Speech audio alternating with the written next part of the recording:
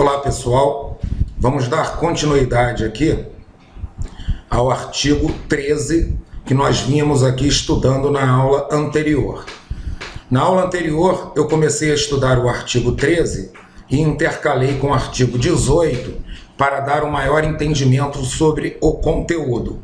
Agora nós daremos continuidade ao artigo 13 para encerrá-lo. Como nós vimos na aula anterior, uma simples leitura, o estudo por aquele candidato, principalmente que fizeram apenas o ensino médio, a simples leitura do Código Penal se torna muito insuficiente para o entendimento de todo o conteúdo. Por isso, eu sugiro e solicito a vocês que prestem bastante atenção nas aulas e nas explicações, para que a gente possa entender cada termo que vem escrito aqui no Código Penal. Dando continuidade aqui ao artigo 13, o parágrafo 1º do artigo 13 trata sobre a superveniência de causa independente. A primeira coisa aqui que eu vou fazer é uma leitura do parágrafo 1º e depois eu vou explicá-lo sucintamente para vocês. Parágrafo 1º, vamos lá. A superveniência de causa relativamente independente exclui a imputação quando, por si só, produziu o resultado. Os fatos anteriores, entretanto, imputam-se a quem os praticou. Bem, pessoal, não se assustem. Eu sei que uma primeira leitura do parágrafo 1º, ela fica assim muito insuficiente para que o aluno entenda esse conteúdo. Então eu vou explicar aqui passo a passo para que a gente venha entendê-lo. A primeira coisa que vocês precisam saber é o que é superveniência de causa. Superveniência é quando uma coisa vem depois da outra. Então, a superveniência de causa, eu vou ter o quê? Uma causa primeira e depois eu vou ter uma causa segunda. Vou dar um exemplo aqui apenas para vocês entenderem o que é superveniência de causa. Vamos supor que um determinado elemento deu uma facada numa pessoa. Depois um outro elemento deu um tiro nesta mesma pessoa. Nós temos aí uma superveniência de causa. A primeira causa foi a facada, a segunda causa foi o tiro. Então, isto que é superveniência de causa. Porém, aqui, continuando a leitura do artigo, do parágrafo 1º, depois da superveniência de causa, vem aqui, causa relativamente independente. O que é uma causa relativamente independente? Eu chamo atenção porque está escrito aqui relativamente independente. O examinador nos concursos públicos costuma, às vezes, trocar essa palavra relativamente por absolutamente independente. Aí aquela pessoa que leu, que estudou, mas que não entendeu direito o conteúdo do parágrafo, acaba por errar a questão. Então eu vou explicar para vocês o que é uma causa relativamente independente.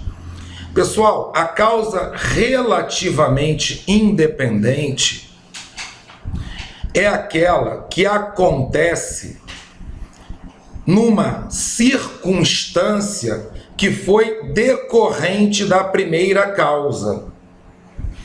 Exemplificando para que vocês possam entender melhor. Olhem só, uma pessoa recebe uma facada.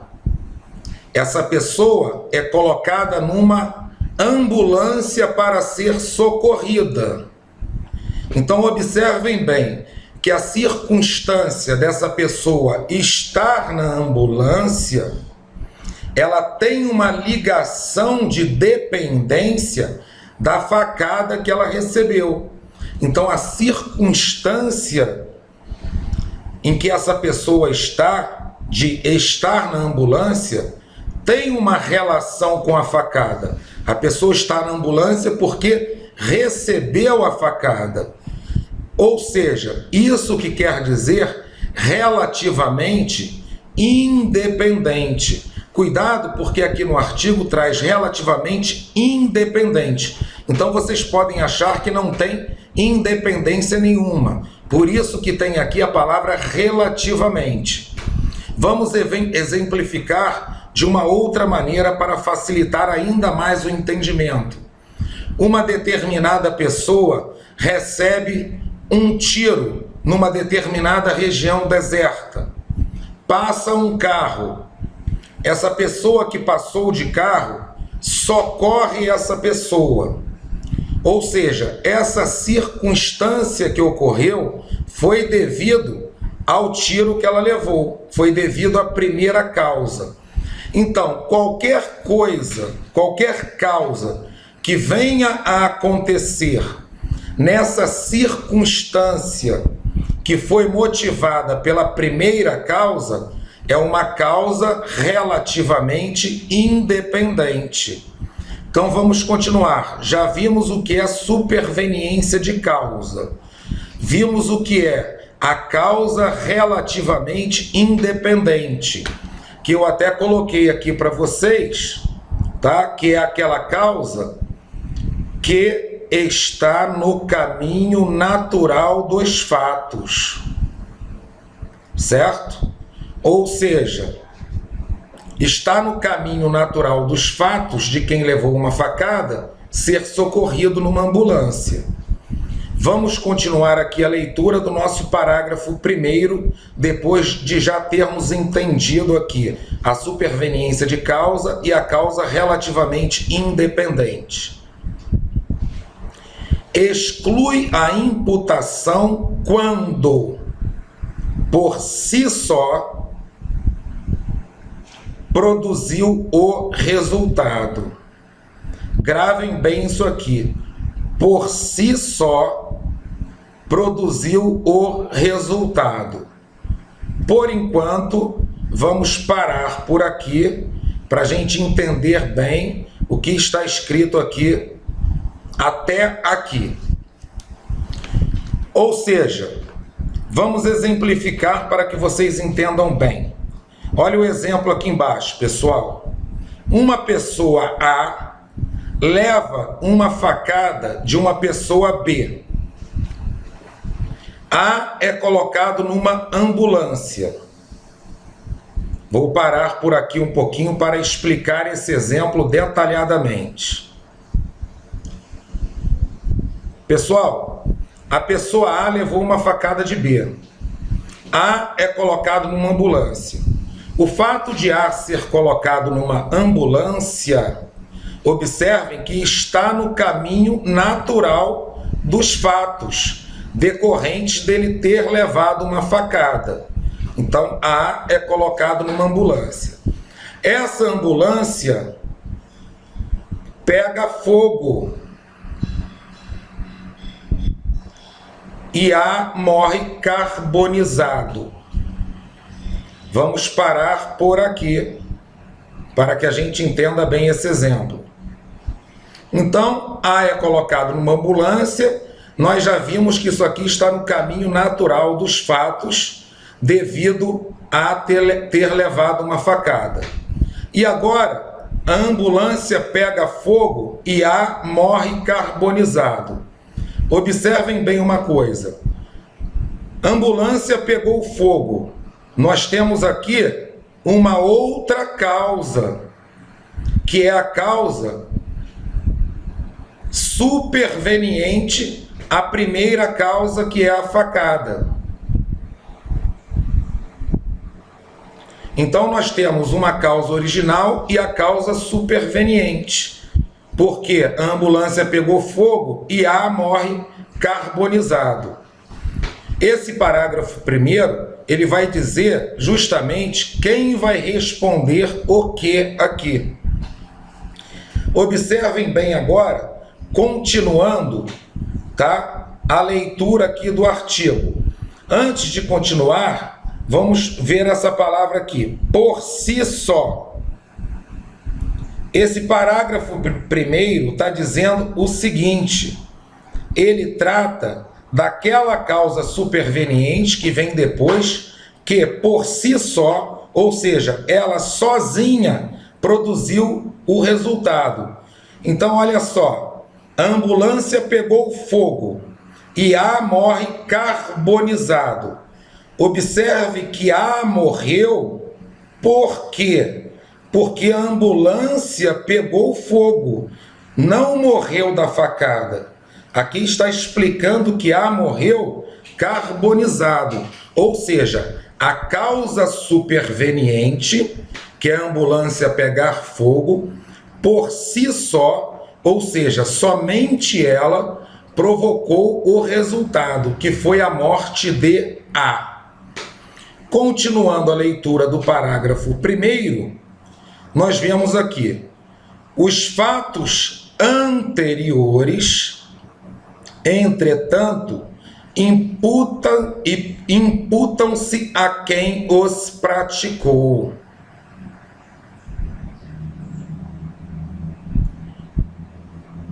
Então, vamos agora finalizar o entendimento desse parágrafo primeiro e depois vamos fazer uma pequena revisão para ele ficar bem assimilado aí na cabeça de vocês. Olha só, pessoal, o que o parágrafo primeiro diz? Que quando acontece tudo isso que eu falei, a imputação, está aqui, ó, exclui a imputação. Ou seja, nesse exemplo que eu dei, A morreu carbonizado.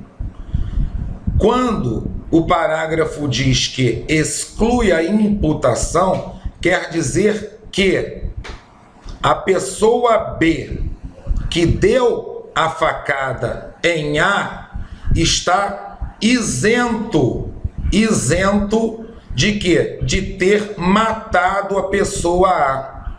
Não é considerado que ele matou a pessoa A. Isso que quer dizer exclui a imputação. Porque nós tivemos uma outra causa relativamente independente que por si só produziu o resultado. Então, a pessoa que deu a facada está isenta da acusação, da imputação pela morte da pessoa que levou a facada. Porém, os fatos anteriores, entretanto, imputam-se a quem os praticou. Vamos voltar ao nosso exemplo para entender. Eu já falei para você que A leva uma facada de B, o A é colocado numa ambulância que pega fogo e A morre carbonizado. Perfeito. Então, nesse caso, B que deu a facada está isento da imputação da responsabilidade pela morte de A. Porém, B vai responder pela facada, ou seja, os fatos que ele praticou. B responde pela facada e não pela morte de A, porque o incêndio por si só que provocou a morte de A. Creio que dessa forma nós conseguimos entender aqui esse parágrafo, que a uma primeira leitura parece complicado, mas é importante que o aluno entenda por dois motivos. Porque a banca pode cobrar criando uma determinada situação e fazendo uma pergunta se aquela pessoa que cometeu a primeira causa, num caso desse, se essa pessoa, o que vai ser imputado a ela? Vai ser imputado somente aqueles fatos que ela cometeu anteriormente à segunda causa. Vamos passar agora ao parágrafo 2º também do artigo 13.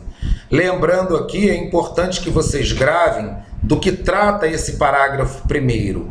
Superveniência de causa independente. Se por acaso na prova de vocês tiver essa palavra, superveniência de causa independente, vocês já sabem que isso aqui trata de quê? De uma causa que vem depois de outra causa. Passando aqui para o parágrafo 2º do artigo 13, o parágrafo 2º, ele trata da relevância da omissão.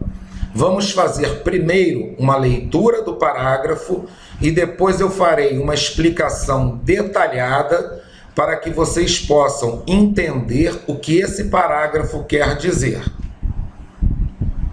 Bem, pessoal, fazendo a leitura aqui do parágrafo, nós temos aqui, começando a leitura, a omissão é plenamente relevante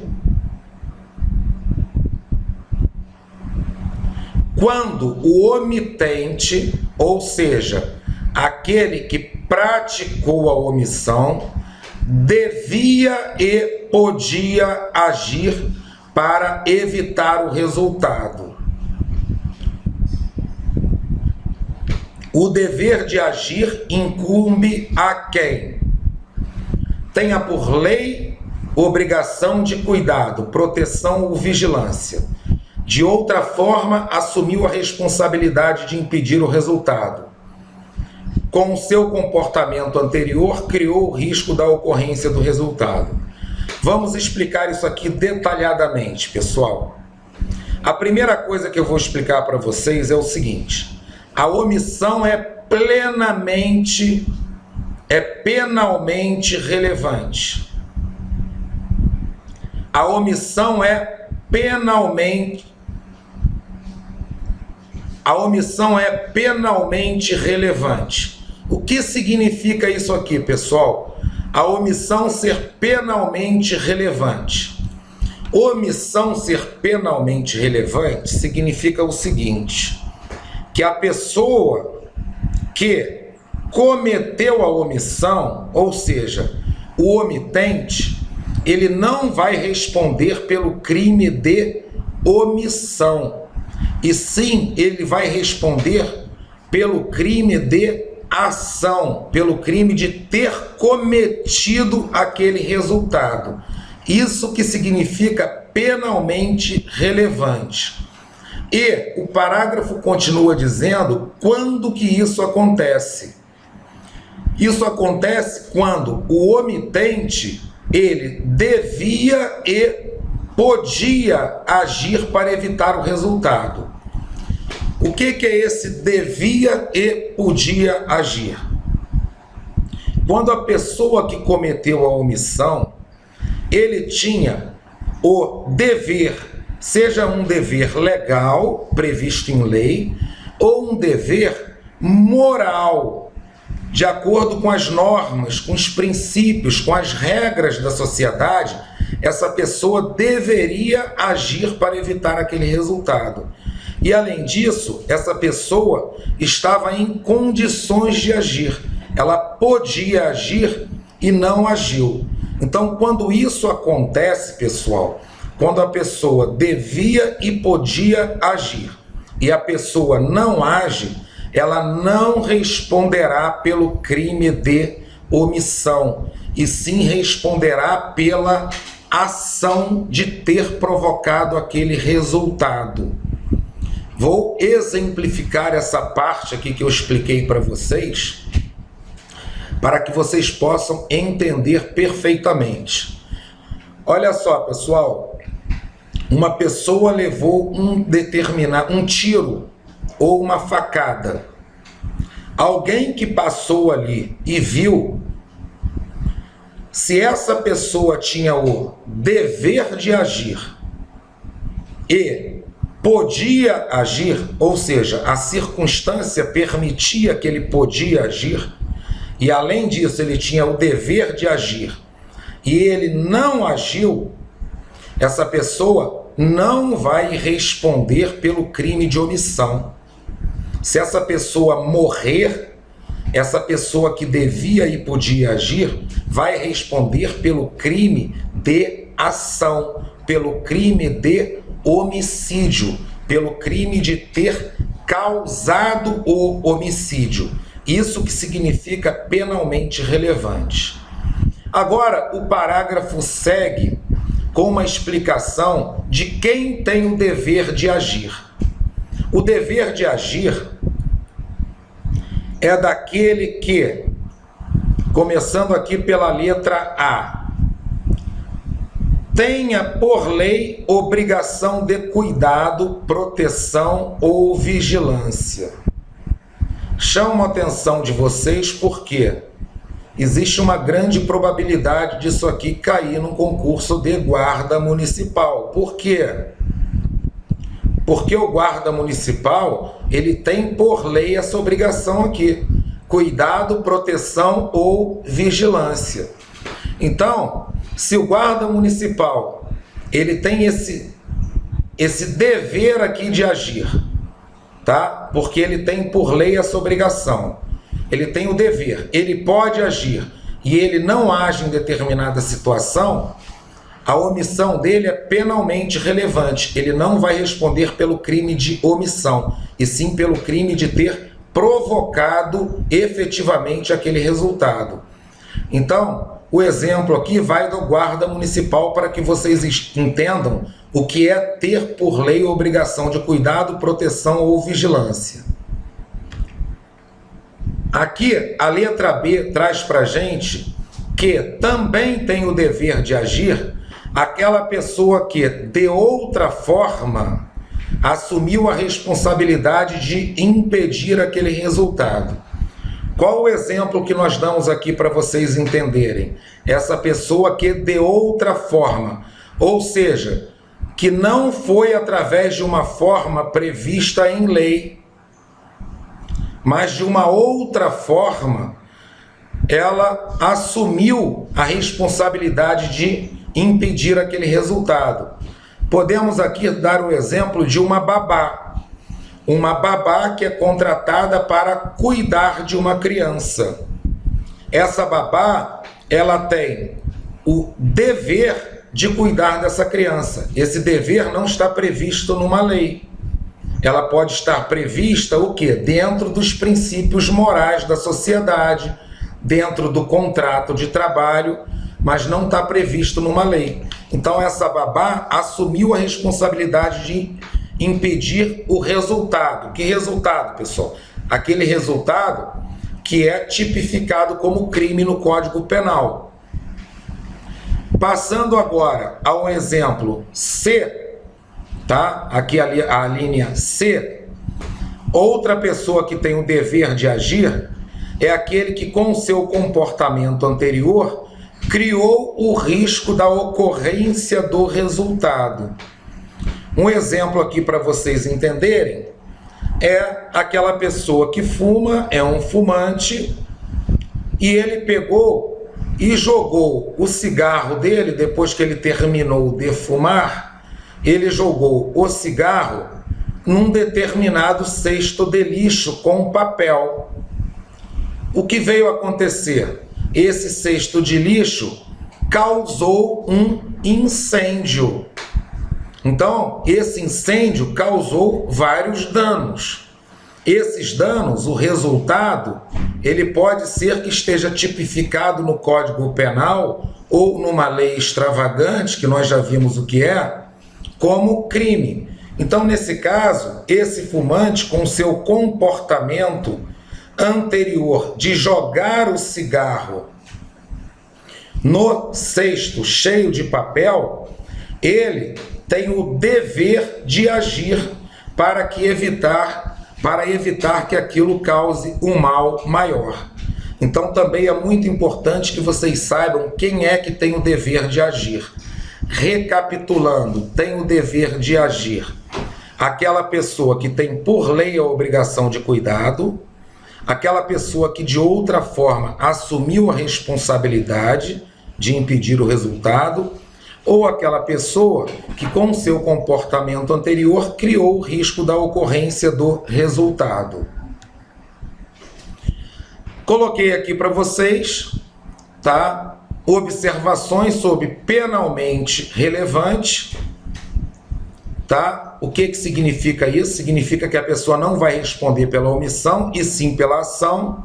Um exemplo, se alguém morreu, essa pessoa vai responder por homicídio e não pela omissão de socorro.